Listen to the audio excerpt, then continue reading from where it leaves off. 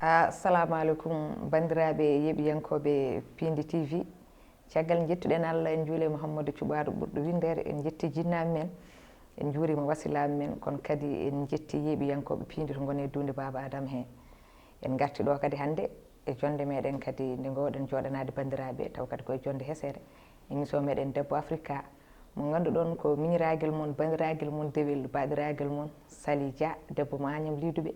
Lidu Banbuuɗi sippa toroɓe sippa jamdi, walla mbiyen debbo mo Bosoye walla debbo mo Fouta, kala heewi waɗande moɗon. Hande kadi en garti émission meɗen Debbo Africa, en gaddi kadi koɗo taw kadi ko Debbo Africa tigui notiɗo inde muɗum. E tawnoɗen keewide Debbo Africa ko debbo mo waɗani baissé les bras, ko debbo dariɗo e ndewago e nder guila e nder galle ha e boowal. Hande kadi wonmo bismiɗen ɗo, eɗen bismi ɗo kadi debbo Foutanke tigui, debbo kadi mo ganduɗa enen hande Foutankoɓe hay goto watta ɗum présenté surtout ma e langgue politique o. Kono noon woni ko wiyete ko sa naate e galle a salminat joom galle en, ɗum woni natirde e lawol. En calmini en juurima bandiraɗo gorko Dawouda Moussa Dia, katante leñol, daraniɓe leñol, kanko e mawni ko Harouna Moussa Dia ha to Burkina Faso. Kono ko noon tigui directeur meɗen général kaw meɗen Abou Samba Diop, mawɗo ardi bondani, en calminimo en juurimamamo. Ko noon tigui tata meɗen Leyla Diadde mo ganduɗa kañum woni directrice programme men, en calmini ɗum en juurima. Kono noon kadi en calmini en juurima bandiraɓe ɓeɗo rewɓe e worɓe dariɓe jagguinɓe en kaɓirɗe wonon eɗen gandi so jooɗima e plateau ji en kaali nanama image uji ɗi peewi ko kamɓe jogui kaɓirɗe. Bandiraɗo gorko Samba Diop o salminama o juurama. Ko noon tigui Thiatou Walo en wonde chéri meɗen Ndeye Fatou Massaly salminama juurama. Kono noon enen fof eɗen gandi so jooɗima jeese ɗe peewi, musoraji ɗi peewi ko Allah e maquillage meɗen on noon ko miñiraɗo Kumbis Babou, en calminimamo en juurimamo. Caggal ɗum noon en calmini kadi dendagal bandiraɓe yeeɓiyankoɓe Piindi to gone dunde Baba Adama he. Eɗen bismo ɗo noon debbo woni no mbiɗen ni Debbo Africa tigui, debbo Foutanke biyeteɗo Arame Ly, Aminata Ly e inde muɗum e kayitaji, kono wiyete ko honorable hande député Arame Ly, joɗaniɗo en to e assemblée nationale, jeeya ko to to Mboyo. Mboyo noon sen mbi Mboyo mbiyeten koye diwan mo Podor, wadde noon koye nder Fouta tigui, ko kanko bismiɗen ɗo hande. Wadde noon honorable député min calminima min juurimama, bisimilla ma e Piindi TV. mi wimba mi salmitimama, mi salmini aussi heeɗiyankoɓe Piindi TV foof, e kala mo gandanɗa hoorema ka ɓi pullo walla ɓi africain mo gandanɗa hoorema aɗa yeeɓa Piindi TV, mi salmini bandiraɓe foof. Min calmitimama min juurimama honorable député, min beltanimama kadi e notago notiɗa min go. Wonno min gandi temps uji kewani surtout o noon kono jaggude no feewi, wadde noon min beltanimama ko notiɗa invitation ko. Caggal nde min mbaɗma présenté en tant que Arame Ly, en tant que kadi honorable député mo ganduɗa gonɗon ɗon suudu safrirde, en mbawi andude Arame Ly beele ko neɗɗo ne jibine Fouta, wona Foutanke taw wona jibinaka Fouta, holto Arame Ly waɗi jeunesse mum d' abord, hoto jibina, beele koye nder Mboya, beele ko ɗon janggui, beele ko ɗon mawni. A jarama denɗi weltade no feewi kadi e jabade namdal ma ngal, kono haade nden dokkami mi salmina mi juuro mi weltano kadi mo gandanɗa hoorema no mbiɗa ni ko hen gueɗiɗa, hono bandiraɗo gorko mo gandanɗa hoorema ko bandiraɗo gorko tigui tigui no mbiɗa ni Daoudou Moussa Dia. Mi juuro kadi mawni ko Harouna Moussa Dia, ɓe ganduɗa ko woniraɓe worɓe kadi wona joɗade men plateau waɗimi ɗum haalde. Mi salmina Abou Diop kadi ko baniraɗo gorko kadi, e ƴeekam Leyla e an mo kuccodirmi e ɓeɗo sukaɓe e huccuɓe men ganduɗa kadi min daari darde ne mbiɗa ni ha ko haala men wawa nanede. Sa namnimo kam boni Arame Ly, weltade e jabade ngal namnal surtout e oɗo émission mbiteɗo Debbo Africa. Mi wima debbo Foutanke, jibinaɗo Fouta, mawnuɗo e Fouta, kadi taw ko debbo dowriyanke, mo ganduɗa waɗi gurdam mum fof ko koye dow, koye guuri dow waɗi gurdam mum. Jibinami koɗo wiyete Podor, commune Podor, ɗon ko wuuro mawgo, kadi ko wuuro ɓooygo, wuuro guila colonial. Kono noon ɓurmi wadde gurdamam koye guuri dow, guegarimi ko rewɗo wiyete Lobbudu Samba Guelaji hedde Darel Barka, jami toon ko mbeɗa yaari hitande, ummimi toon no gartumi nde kadi Allah waɗimi ko neɗɗo gila ummimi ndesami koye guri tokose mi resama ɗo wiyete as mi resama ɗo wiyete Mboyo wuuro amen ha joni kadi ko Mboyo wuuro amen gonmi wadde liggotoɗe e dow gonɗe e rendo dowirdi baɗɗo évolué e nder communauté rural mo Guédé village gueɗam fof ko hen to banggue développement to banggue ko liggimi to banggue karallagal am kadi ha jofti kadi to banggue dawrugol fof koye nder commune Guédé mbaɗmi ɗum mi janggui seeɗa ɗo e Dakar mais ko hitande wotere mataw kadi guila nden guurmi tan koye Fouta hay ni joni ko Fouta guurmi mi hoɗani Dakar mi arat ɗo so session gasima oto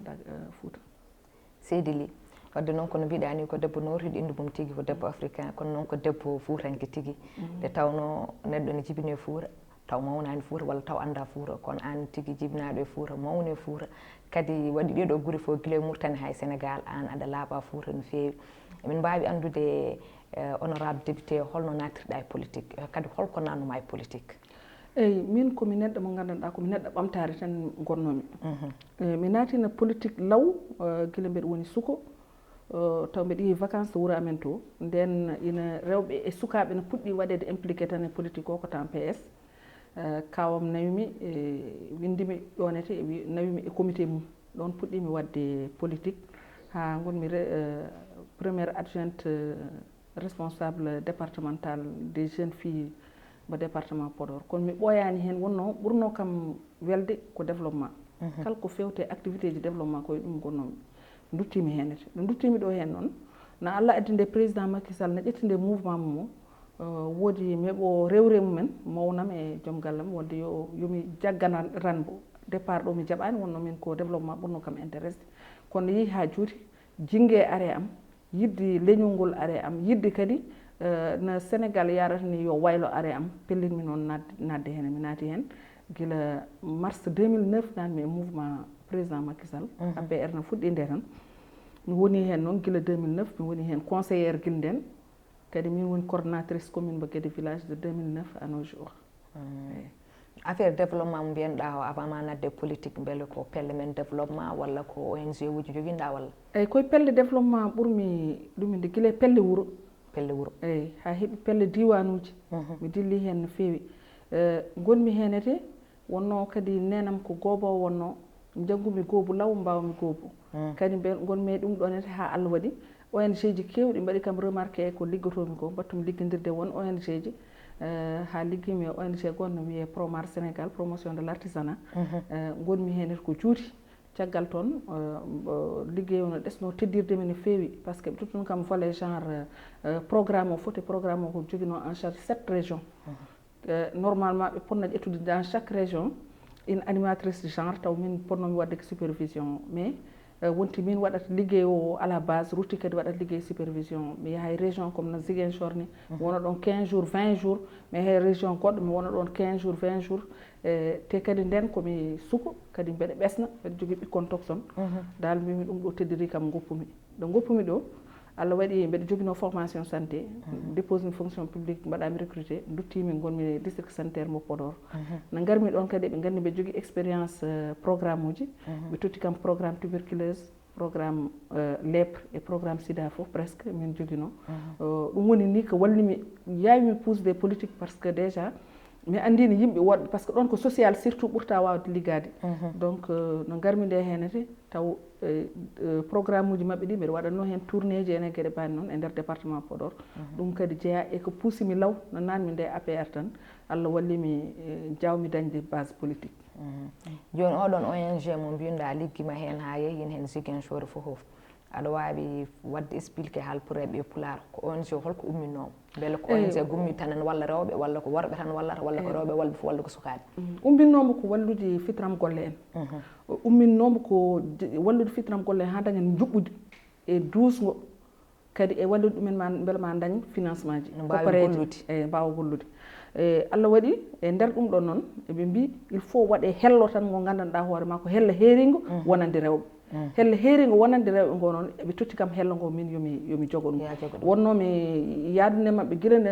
ONG o no fuɗɗi wadde intervenir e nder no fuɗɗi gollude e nder Sénégal tan mi liggidima e mabɓe e forum aji kewɗi somi ari garannomi koye indi goboɓe so ɓe ari indi goɓoɓe noon heewi mi jokto e golle kewɗe par ce que wona e comité de scientifique woni miijtotoɓe e gueɗe bani noon ha ɗum woni sababu eɓe ittimi eɓe gartirima e nder équipe mabɓe eyyi min goni hen noon yuɓɓinde gueɗe kewɗe mi yuɓɓini gueɗe kewɗe ha Ziguinchor en ɗoftude pelle rewɓe wallude ɗumen e juɓɓudi mumen wallude ɗumen e won ɗum ɗoji cuuɗi koppareji kewɗi ganduɗa fawama Ziguinchor par exemple ko min yeehi toon waɗi sensibilisation yaade mabɓe ha ɗum fawa Fatick en Kaolack en Matam e hoore mum oneni Saint-Louis ɗo wiyete Richard Toll e gueɗe banne noon e gueɗe banne noon min ligguima noon kadi e heblo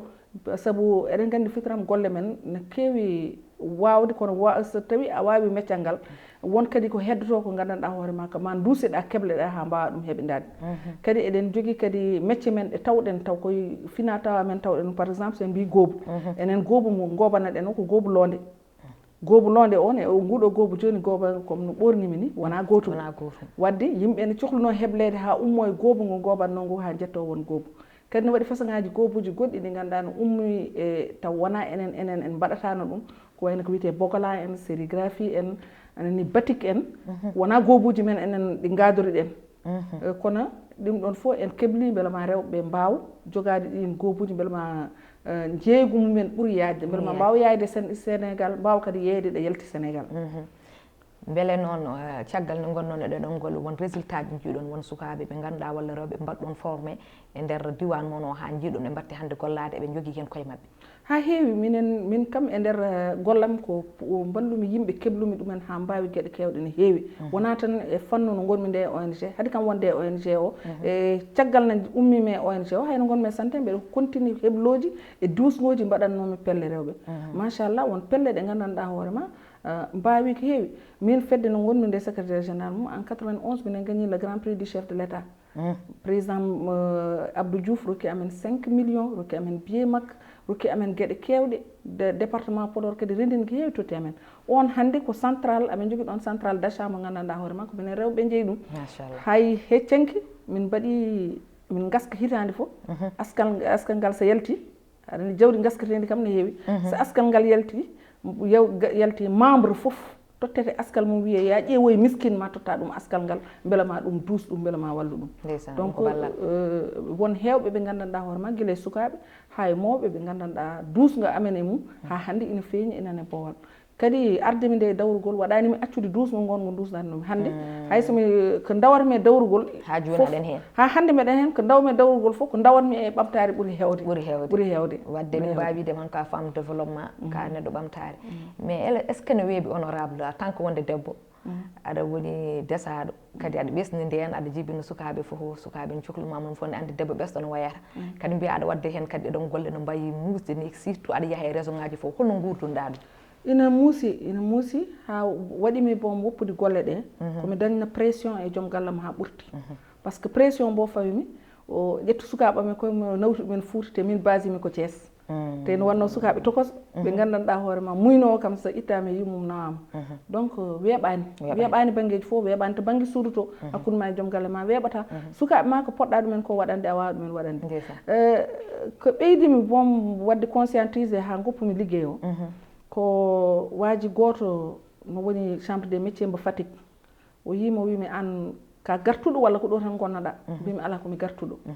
o wimi an mata ala sukaɓe mbimi mbeɗa jogui kay o wi hol âge o jogui emin jogui kala mombo âge o ɓurɓe famɗude mbiyombo oya dañi 1 an goɗɗo o mbeɗa jogui ɓinguel dewel dañi ko 3 ans o kam foti ɓiɓɓe rewɓe joguiɗa mbimi guel gotel joguimi o wimi est ce que an holto goppuɗaɓe mbimi goppudimoɓe koye liggotoɓe nen toon no gonde mabɓe e bandam goto aussi nen toon no wonde mabɓe o wimi aɗa andi entourage ɗo koɗɗa ɗo e tout ça la mbimi ala mbiɗa andiɓe kay mais o wimi ƴeew ɓinguel ma dewol ngel est ce que aɗa miijo est ce que a miijaki beele pédophile nan ɗon e hedde galle ma walla gueɗe mbaɗe noon nan jaratani eɗa woppi sukaɓe ma est ce que aɗa miijo ɓinguel ma gorel ngel won neɗɗo joguiɗo mono nanna e makko ko fotani là vraiment hankkadi hakkillam o boni carrément ha jaranimi mbimi hankkadi oɗo ONG yo woppu ɗum hayso mbeɗa liggoyomi liggoyo to jeeyami to Fouta to taw koɗo so mbeɗa woppa sukaɓe mi goppinimi koye nenam walla goppinimi koye mawnam donc ɗum ɓeydimi woppude ɗum ɗon weeɓani kadi kala debbo liggotoɗo e ko wayni dawrugol yo ɓamtare yo e gueɗe goɗɗe ko a jogor pellital tan kadi ganda hoore ma ganda ka debbo mo ganda aɗa jogui fimde ne joguiɗa nde aɗa jogui fandare ne joguiɗa nde wonno jettortoɗa toon sa are yetta toon noon sa yiiɗi yetta toon a jogoto jaɓɓal e nder jaɓɓal ngal mbiya woto ñale was woto ɓirdugal was woni hoto ñale was hoto ɓirdugal was ɗo jiɗɗa ɗo yaade ɗo jiɗɗa ɗo nawde rendo ngo ko jiɗɗa ko waɗande rendo ma ngo ya felliti yettoya toon kono woto yijjir ka debbo ka desaɗo ka joguiɗo sukaɓe welani min récemment ko gonmi ko assemblée fo mbeɗa doga assemblée mi artaɗa galle ɗo waɗande joom gallam ataye mi waɗanamo ataye hay suko 15 minutes 30 minutes mi dogo mi rutto assemblée mi liggeyam so waktu makko bottari on ti mbeɗa doga mbeɗa arta pour fewdandemo bottari mi dogo mi rutto assemblée holko waɗi ɗum par ce que wonko fawimi en tant que debbo ko fawimi ko kadi mi yiiɗa wasa yettade mi yiiɗa wasa yodde mi yiiɗa wasa wade no fotini wade donc weɓnani hay debbo goto ko jambaragal no fewi wadde so tawi wiyama debbo ko neɗɗo gonɗo faible walla gonɗo less ala min mi jaɓani ɗum par ce que ko mbawɗen koko enen tan mbawi wallay gonga seydi machallah waɗa andi bandiraɓe beltima yama ɓe ganduno hewɓe gandiri tan aram ndi ko député assemblée nationale ɓe jiyata ɗumen haala ɓe cikka maro ko ɗon tan kono hande ma yimɓe gandu tigui aram ndi haade mum wonde député wonɗo rewi ɗo ɓuuri musde ha yetti ɗon caggal ɗum nde mbiɗa a 2009 natɗa e parti APR ballodirɗa e Macky Sall a woni no conseil fo kono holno gonɗa député eyyi no 2009 no puɗɗimi nde natidirde e parti o Allah wallam min jeehi élection ngaji local gonmi conseillére nden hitande conseillére départemental non conseillére nden départemental ala ok nden minen ko rural wonno par ce que nden ko communauté rural wonno nomin jeehi ha ɗum ɗon ɓenni 2012 Allah wallimi min gagni commune amen au premier tour yetta hen yimɓe hewɓe saabu Harouna Dia mo kalɗa oɗo o dari wallina amen no fewi ha min mbawi dañde on fartagui wallay nomin gagni au premier tour nomin rewi hen ko législatif mbaɗami e liste c'est à dire doggol sarɗiyankoɓe fonnoɓe waɗede nden hitande kono gonnomi ko tonggode 36 Allah waɗi liste o yettaki 36 haaɗi 32 mi natani nden hitande eyyi nomi natani nden hitande wonno sa liggimi e ɓamtare sa haali ɗum ma haal ndema ma haal gaynaka ma haal gueɗe bani noon mbeɗa hewno kalno président Macky Sall ari somi tottama konngol no hewno mbeɗa totte konngol e indi rewɓe somi tottama konngol no hewno kalami ko haala ndema saabu Fouta wawa yarude yeeso taw ndema tawaka te kadi komi demowo min komi demowo komi gaynowo joni noon e nder ɗum ɗon kanko président Macky Sall wimi ay ɓennani comme député kono no jiɗirɗa ni ndema momi nawa SAED jaaha toon ete aɗa wallidira e mabɓe to banggue ndema aɗa andi SAED kadi jogui ndema vallée o to ndema ilnaka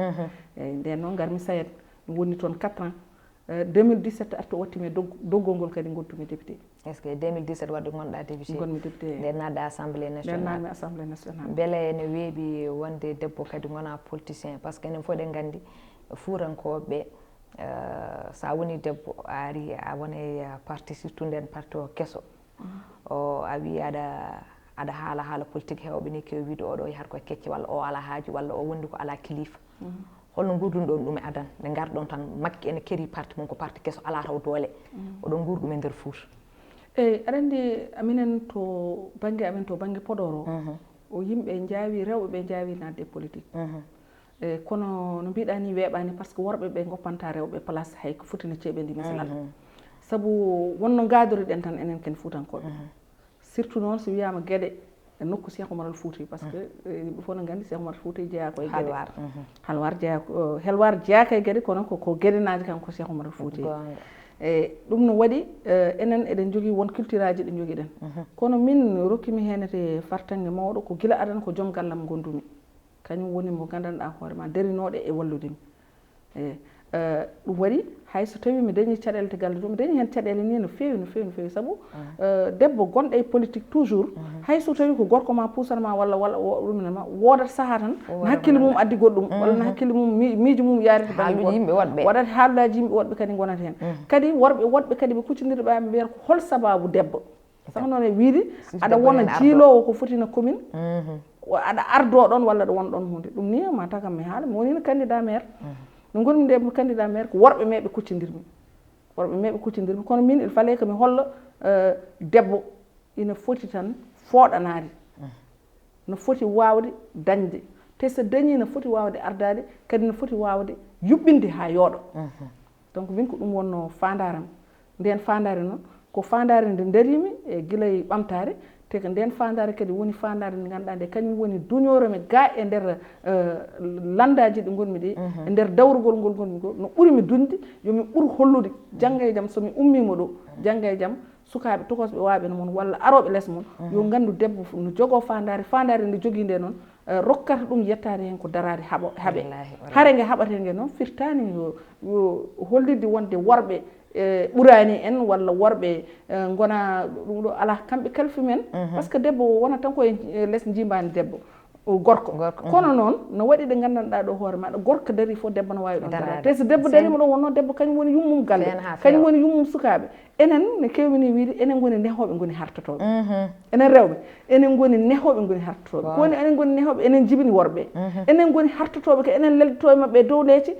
mbajoɗen ɓe kalnen ɓe ko nafataɓe ballen ɓe ko nawtaɓe e aduna wadde ko enen goni nehoɓe goni hartotoɓe sa woni nehowo woni kartotoɗo noon so tawi a tottama rendo ya ardu ɗum mbeɗa sikki ma waw nehde ma waw hartade ma waw yomnude gonga celluɗo Seydi Ly bandiraɓe fof beltima caggal ɗum woni fof ne andi so wiyama député tan wiyata ko assemblée nationale kono wonɓe ganduɗa ha joni gandani holko woni député beele député ko jomum waɗama député tan heeɓi assemblée walla neɗɗo waɗirte député ko sababde diwan mum walla ko sababde département muɗum holko firti député hande député assemblée nationale pammina ɗum bandiraɓe député enen no pirtirten ɗum e pulaar mbiɗen ko sarɗiyanke cuɓaɗe suudu sarɗiji yaade suudu sarɗiji kala ko arda toon e sarɗiji gonɗina walla mbasa gonɗinde eyyi ɗum ɗon ko darde député kono diwi ɗon diwi wonde nde sarɗi gaddaɗo foof jaɓa walla calaɗa ala diwi ɗon hande député no rokka ko yaaji ka sarɗiyanke aɗa gonɗina aɗa salo kono kadi aɗa heedi hakkude yimɓeɓe e laamu ngu kadi kala eɓɓoji laamu ngu addi an yitere ma nen henete aɗa foti rewandade eɓɓoji ɗi ganduɗa ɗi laamu ngu no addi ɗum fewde rendo ngo ndewindeɗa ɗum est ce que eɓɓoji ɗiɗon ina jetto rendo ngo est ce que rendo ngo ina daña ko weeli ɗum e ko laamu ngu addi ko kadi koppareje ɗe laamu ngu liggorteɗe ɗum kam eɗen gandi ɗum koye sarɗiji jeeya ko enen gonɗinata kono so addama no gonɗini aɗa foti darade ƴeewa henede holko nafata hen ɗo gummiɗa to holko nafata hen leydi gonɗa ndi holko nafata henede yimɓe wonɓe e leydi ndi sa nani yimɓe noon ko cukalel mawɗo debbo gorko woni ko rendi ko woni société ko rendi ko woni société woni ko rendo sukaɓe nen hen mawɓe nen hen rewɓe nen hen worɓe nen hen selluɓe nen hen ɓe cellani nen hen joom haqqillaji en ɓe ngala haqqillaji en moni hen foof ƴeewa beela ɗum ɗo ina nawri ɗum beela ɗum ɗo woppani ɗum wadde ko poɗɗa ko ƴewde ne heewi ko ɓuuri hen tengtude noon ko yimɓe gandanɗa hoore ma ɓuuri wawde soynade amen mbaɗa tan ko darade to pléniére uji to daroɗa kujjinanoɗa diwan ma kono wona noon golle ɗe poti te golle ɗe kadi wona ɗat pléniére o ɗo woni golle ɗe koto nder to goni won golle kewɗe won wiyoɓe kamɓe de so ari tan ɓe cuutu juuɗe walla ɓe tellini juuɗe kono harma suddi junngo harma tellini junngo won golle gadoraɗe ɗe gandanɗa hoore ma ko golle nder laamu ngu no adda sarɗiji mum faw min ƴeewa min mbiya ɗum ɗo noon ina jaɓni kono noon ɗum ɗo ɓeydete hen ɗum ɗo ɓeydete hen ɗum ɗo ɓeydete hen saabu no mbirumi ni ko ƴeewde beela ko adda ko ina nafa rendo noon il faut ƴeewa hen boni beela moni kala ina yiito hoore mum e nder ɗum ɗon wadde mbiya ɗum ɗo no foti hen ɓeydede ɗum ɗon foti hen ɓeydede ɗum ɗon foti walla ɗum ɗon foti hen ustede walla ɗum ɗon foti hen ustede walla ɗum ɗon foti hen ustede golle kadi poɗɗe golle toon guila e nder eɓɓoji ɗi so ɓetama ha gayni ƴewtoɗa mbiɗa ɗum ɗo noon ɓetama kono diwan naggam no wayno wonko acca ɗon ko fotani ko fonno waɗede waɗaka diwan naggam wonko fonno ɗon waɗede waɗaka mbe par ce que yimɓe hewɓe ne mbiya won député ji hewɓe so goni toon jooɗini toon tan ko parti mumen exemple en cas APR najo kala ko APR addi ko Macky Sall wi ko hen jaada toon président de la république ene moƴƴi diwan ma o walla moƴƴani diwan ma o an haajuma ala hen tawde tan an leader ma o ko ɗum woni ko haali ko ɗum woni ko gorata beele ko ɗum woni darde député e nder assemblée tawde kay an ko diwan ma nawma toon mboɗo sikki hay sinno tawi mo gonduɗa o ko addi ko moƴƴani andi nafani diwan ma a fota rewde makko e sabam ɗum poɗɗa ƴewde holko woni intérêt diwan ma kadi gueɗel gonguel nguel wonɓe ganduɗa ne mbaɗe député ji ko fuutankoɓe tagui mbaɗa député ji ko diwan mumen tagi mbaɗa député kono ñande mbaɗa député ko ñande hen geggat Fouta ngara keɓa ɗo e Dakar jooɗo ɓattaki population mumen neɗɗo noon sa ɓattaki yimɓe a wondani yimɓeɓe a yewtita yimɓeɓe a wurdani yimɓe a anda hol caɗele yimɓeɓe guuri hannde beele ɗe ɗon caɗele aɗa wawi safrandeɓe ɗiɗon hujjaji eyyi aɗa andi minen kam min jogui hen ko haalde wona minen mbaɗata wona minen ittata saabu joguiɓe kañumen liggoto kono enen fof eɗen gandi kala ko innama aade waɗi timmani kadi kala ko innama aade waɗi so timmi tan ko haqqillaji kewɗi gardi hen minen min gaddat hakkillaji amen e ko adda ko so addama no mbimi ni guila suwa arde ɗo yimɓe jiyata ɗo guila woni ɗo minen e mabɓe ɗon ko minen tan e adduɓe guila ɗon min puɗɗoto haalde hen min mbiya ɗum ɗo ina moƴƴi walla ɗum ɗo timmi walla ɗum ɗo timmani e ko wona ko ɗumete minen mbeɗa haala toujours konngol somi ƴeewi min komi APR najo min e président Macky Sall puɗɗiɗi so tawi min mi jaɓani président Macky Sall eɓɓo ngo holli kam ko woni programme politique makko mbo hollimi o jaɓmi ɗum telliyimi Fouta kalanmi Foutankoɓe mbimi Foutankoɓe oɗo de ko moƴƴo saabu omo anniyi wadde naggam e naggam ha Foutankoɓe jaɓi ɗum mi rokkanmo doole no liggori ɗum saabu aɗa andi ko woni ɗon min mbeɗa heewi wiide somi yeddi hande président Macky Sall jeddumi ko Foutankoɓe pourquoi par ce que mi ar mbimoɓe ndemaka mo waɗa hen ɗum ɗo gaynaka mo waɗa hen ɗum ɗo laabi mo waɗa hen ɗum ɗo ndiyam o eɓe jaaɓi fawade e dow ɗum ɗo nete hay soɓe jiiɗi président Macky Sall tan e ɓerɗe mabɓe wonɓe gandanɗa hoore ma aussi jiiɗi ko eɓɓo président Macky Sall ɗum waɗi so tawi o addi hunde so tawi hunde nde wonko ngakki hen wiyama aha ɗum ɗo de ne ngakki saabu to diwan men to par exemple ɗum ɗo e ɗum ɗon foti ɗon waɗede somi addi yeeru mataw on nandi ɗiɗo tawoji gulali mbaɗi hakkude wiyede axe Diatar Halwar gulali mbaɗɗi toon ko hunde nde gandanɗa hoorema président Macky Sall min jaade mum tourné min majje ladde jamma min mbaale ladde o min noon so Allah walli kam mi laami mum fewnugol ɗo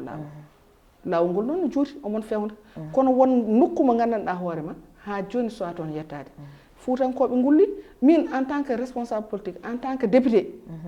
welata kam wiyede ni korejam nen gullo kono so tawi korejam ko gullata ko ina ko ɗum gongo ina waɗi caɗele te caɗele ɗe mbeɗa wuuri ɗum korejam no guuri ɗum mbeɗa daro noon assemblée mbeɗa haara caɗele ɗe ñande fof mbeɗa wi ɗeɗo caɗele noon ina goodi so korejam gulli aussi mi waɗaɓe comprendre par ce que mi waɗa comprendre que ɓe gulli koye dow dalil eɓe gulli koye dow ɗum ɗo mabɓe ɗum waɗi ko yimɓe mbiyata ko wona ko président addi fof min jaada hen walla min mbasa hen yaadude à 100% kono président heewani addude ko nafata ko addata ko tarkina nafa mais wooda ko ngakki ɗum noon dañi ɗum tan ko Allah tan fewdata ko hay goto wattata haydara Allah kala ko fewde hay goto wattata hen haydara o mboya addude hunde ngakka o mboya addude hunde ɓurta ɗum noon kam so ari so tawi ne ngakki minen ko ɗum min mbaɗira ɗon kanko sa yi o sohli min pour liggade ko ɗum ɗon omo sohli min gonɗinanamo kono omo sohli kadi min jomnamo omo sohli kadi min gaddanamo min mbiyamo ɗum ɗo de ene manki ɗum ɗo walla ne ɓeydi ɗum ɗo wona noon ko yiite koye boowal ala wonko heewi ko jewtu wonko heewi ko liggete taw yettaki ko yiite koye boowal gonga ɗum c'est important yimɓe ganda ɗum kadi député gonɗo e lande laamiɗo e mbo ala o e lande laamiɗo ɓe ngala ɓe hen ñande foof eɓe binda eɓe mbiya ɗum ɗo min ngala hen ɗum ɗo min ngala hen ɗum ɗo min ngala hen saaha aɗa andi e mbiya neɗɗo nawlum sulmata ɗum laaɓa saaha ne ƴeewe tawe ɗum ɗo ko culmugol nawliraɗo wiye ahan ne henataka saaha ɓe gadda ko ganduɗa ko ne heeni yimɓe fof ne gandi ɗum ɗo ne heeni ko hakkillaji mabɓe par ce que ɓe yimɓe ko hen ɓe jeeya so tawi ƴeewama wiye ɗum ɗo noon mbatte hen saabu ɓeɗo ko ɗum ɗo ko haala ko ɗo ko gonga kono wonno so ko yiite tan kamɓe eɓe cali minen yiite tan ko amen jaaɓi eɓe paama o mbawa famde wonko men calino guila haade amen jabde ɗum fewndita e mbawa famde ɓeɗo wonko jamno haade mumen darade caliɗo e nawra gonga celluɗo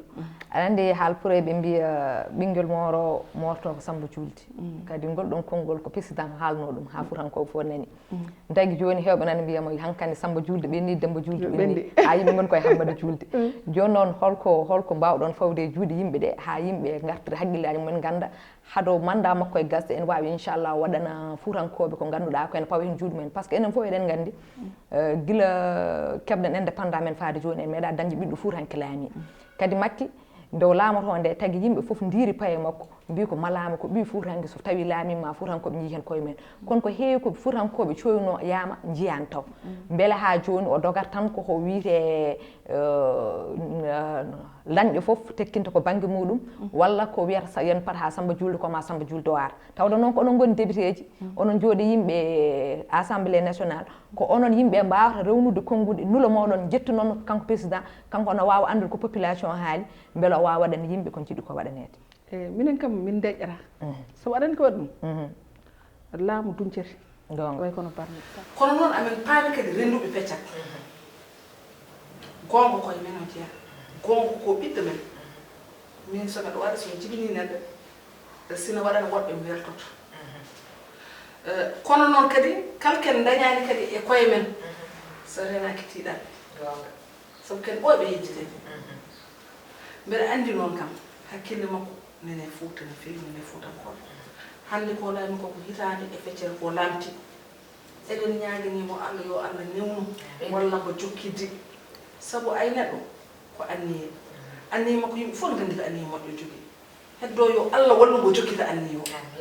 enen Foutankoɓe ni duwana ɗen mo yo Allah wallugo o jokkitana men anniye o ɗo sabu en ɓooyi yejjitede hay haalane tan siftorede ɗemgal tan wiyede ɗo e ɗo no foti fewdede meeɗa wadde ko gonga noon aduna koko yaani kanko hawri koye oɗo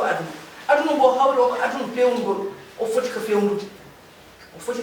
ko aduna pewnugol kono en gandat kadi ko renduɓe ene kayila renduɓe peccat wonɓe meeɗano haydara waaɗi men so memi ga o memoto so memi ga o memoto kono eɗen ɓeydo duncude no mbimi ni beela ma Allah wallugo anniye mbo joginowo e Fouta minen min naati hen woɗɓe naati hen woɗɓe woɗɗitinani amen gandi o wona pirtowo on aadi kono yalla walluɓe yawde ɗum wadde haade en aybitani aɗa aybitani no jam moƴƴani c'est ça ko noon aɗani kadi bandiraɓe ne mbiya suudu sardiyankoɓe ɗo sikki kala neɗɗo mataw no jogui ndima ko haalde ɗemgal muɗum ñanden mi yii wonɗo kalɗa Pulaar wonama partage e réseaux sociaux ji ɗum kadi haalpure ɓe jii hen koye mumen beele onon ko ɗum ko gonga aɗa joguindima ko kala neɗɗo jogi parole haala tan ko Pulaar walla aɗa alani goɗɗon ndima ko hande sa haali Pulaar koɗa wa haali janggo olof ɓawa jam kaala français par ce que ɗen jii toon haalpureɓe hoɓe nan toon kaala ko olof walla kaala français koko saabi ɗum eyyi aɗa andi komin jogui on ndimago e pléniére sa ari pléniére no waɗi ko wiyete contradiction simultanée no waɗi ɗemɗe jeetati ɗe gandanɗa hoorema bindaɗe ɗe kanƴe fof sa kala hen ɗemgal ngal ƴettuɗa aɗa haala won mbaɗo traduire ministre o ma nan e diɓi joɗiɓe ma nan kono sen jeeyi to commission haji to liggeyo won to sa haali ɗemgal ma no wawi so tawi ministre mo jagorgal ngal koccidirɗa ngal no nangal ɗemgal ma nan kono winditaki par ce que windoɓe ɗon traduction ara tan te windoɓe kadi wona nanoɓe ngal ɗemgal ɓen so wona français o tan ko wolof o eyyi min mbiɗa suuɓi tan haalde ɗemgal am sabu ko kalami ko Foutankoɓe nelimi jinmi ko Foutankoɓe nana ko kalami sona noon jaabol yontumi foto jaabade neɗɗo taw neɗɗo kadi ko haali ko koko toɗɗi wiide no tooña Foutanke mi yiɗi yo namta jaabi mum ko so yaɓuɗama eyyi sabu sa jaabi mo neɗɗo mo yiɗa nande a wi so welama so fuɗɗima haalde ɗemgal ma haali ko tooñowo ɗemgal ma ngal heɗatake ko kalma so on waktu yonti noon mbeɗa heewi mbeɗa ƴetta ɗemgal mbeɗa nani ɗemɗe fof wolof ɓurmi nande laaɓi temedde jeegom Pulaar mo kalami ko français mbeɗa nani ɗum mawɗum machallah kono cuɓimi ko haalde ɗemgal am Pulaar komi nelaɗo wodani nelaɗo ko yettinde haade noon wodani nelaɗo ko yettinde nelɗomoɓe kadi poti andude a yettini ko nelma ko ɗum waɗi min cuɓimi haalde ɗemgal Pulaar ngal won sikkoɓe mi wawa ɗemgal ko ngal wona Pulaar kono mawɗum machallah mbeɗa wawi ɗemɗe kewɗe machallah seydi Ly mboɗa andi bandiraɓe ma keɓe hen gartam no feewi par ce que kadi jeeya yewtere kadi ɓurde kadi ganduɗe e jewte meɗen par ce que yimɓe gandi aran ndi e fesataji kewɗi yama hewɓe gandude mum hanko banggue woni mbimama banggue honorable député o machallah yewtere nde waɗi fayide en beltanimama no feewi ko heddi ko konngol ma mbaynigo inchallah garden gudden yewtere nde ha ñalawma goɗɗo inchallah eyyi mbaynortomi tan ko surtout ñaganade moon Allah moƴƴere eɗen ñaagui Allah joomum yo Allah wallu en ha ko eɓɓuɗen ko fo yetto neɗɗo fof no jogui ko eɓɓi neɗɗo fof no jogui fandare yo Allah yettin fandare moƴƴe taw ko moƴƴe e fulɓe moƴƴe e Foutankoɓe moƴƴe e Afrique yo Allah yettin ɗen fandare ko wona ko ɗum mbeɗa ñagano Allah président Macky Sall mo ganduɗa kañum tan weela suuɓimi wona kadi mi suɓama to walla mi suɓama kadi kañum tan weela suuɓimi fawimi fuutankoɓe gonɗini sabu sa subama il faut woda worɓe gonɗo ɓen gonɗini mbeɗa ñaago mom noon mbo Allah moƴƴere en ñaganade mo Allah yo yettin fandade makko eɗo yiɗi ɗo nawde leydi ndi ɗo yetti kono noon momi ruttumi duwono ɗum ɗo ko jiimi ɗo hannde ko jiimi ko mi duwata yo Allah yettin fandade mi duwata yo Allah ƴaani ɗum sabu pulaaru hande ɗum min dañde mi tan jooɗade e ɗemgalam pulaar e ayaw habreji haaldude e fuutankoɓe haaldude e kala biyowo mbimi ɗo woni e nder aduna o wona hunde wemde sababu o eɓɓuɗo dariɗo o baɗɗo ɗum baɗɗo hen jawdi mum on liggo golloɓe hen e moni hen fof yo Allah waɗan ɗum sur rokko ɗum yettinde de yiɗi ɗo yettinde Allah jarama jarama honorable député Arame Ly a weltanama no fewi woni en beelam noon mawɗo e joddade ma ɗo e yewtude ma nde ɗo yewtere kadi wonde fayida ganduɗen kadi ma waɗa gartam e dendagal fulfulde kala bawɗo heɗade nde ɗo yewtere faama nana ko haalte ko eɗen gandi ma heɓa hen beelam no fewi en jetti Allah kadi en jetti woni no mbiɗen ni ha joni sababu woni mbiɗa ko en duwontoɓe tan nde tawno wonko neɗɗo waɗata e aduna winaki jarama wiide tan ko duwanama Daoud Moussa Dia ko bandiraɗo gorko parnuɗo Harouna Moussa Dia e dendagal ardiɓe e galle o kaw Samba Diop en kam fof en beltanimama kono kadi en beltinima bandiraɓe jagguɓe e Piindi guila Piindi fuɗɗi ha joni goppani guila ɗo e leydi ha caggal leydi wonno kewɗen wiide ni so tawi entaɗo walla muynowo ami ha gabnudi yooɗi ko yummiraɗo jagge e balaɓe ɗe wadde noon so tawi Piindi yaari yeeso ko Allah e yeɓoɓe yeɓiyankoɓe Piindi Allah yiɓɓe Piindi Allah ƴettoɓe doole mumen e haaju mumen ha mumen e temps uji mum foti mbaɗe e Piindi wadde en ngala gabde mabɓe mbiyeɓe tan ko Allah jarama ɓe jarama wadde noon en calmini en juuri meɗen mbiye bandiraɓe kala ko feewi e yewtere nde ko Allah subahanahu wa taala ko ngakki hen fof ko enen kono wonano ko ɓuuran men so woni no sago men fof feewan en dokki bandiraɓe rendez-vous lawol gongol inchallah kadi saaha goɗɗo kadi hen te goɗɗo yo Allah waɗan en